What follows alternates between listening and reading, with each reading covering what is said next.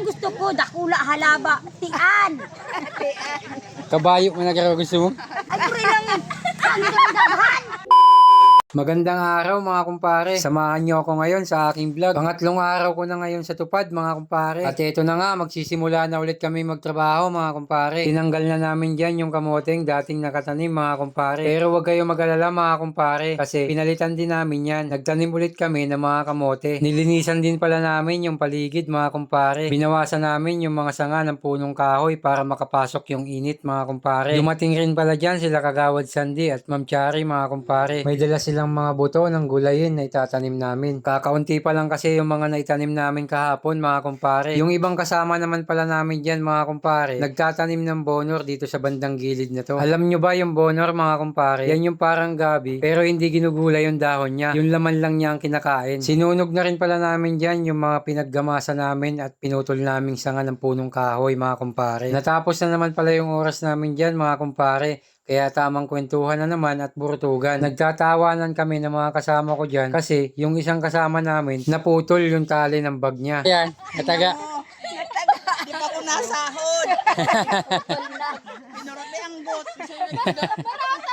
Pinala ko digday na tamaan pala yun. Ay, sorry man. Grabe. Grabe, di pa ko nasahod. Bibili tayo pag sahod. Bibilihan kita niyan. At yun mga kumpare, sa hindi sinasadyang pangyayari, nataga ni ate yung tali ng bag. Uy, oh, uto pa.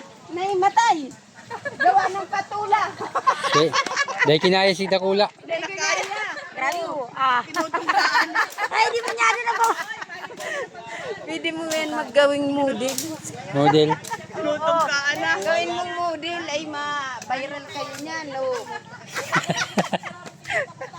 Wah! Inang gusto ko, dakula, halaba, tian. Kabayo mo na gusto mo?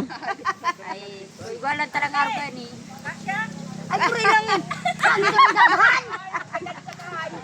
Nakulat yan. Gugulayon ko yan. Hayip ka Nahulog kaya di man. O, hindi na lang sa kuya.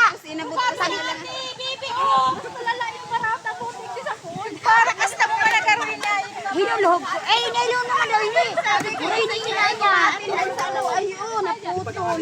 At yun, bago kami umuwi mga kumpare, ay nagpicture na muna kami dyan. Tulad lang kahapon, for documentation, para makita ng dole kung ano nga ba yung mga nagagawa namin sa araw-araw. Absent ka mo kayan. Di ba? Puri ni ina niya. Maipapalan akong attendance. Muray lang yan. Kainot na ako.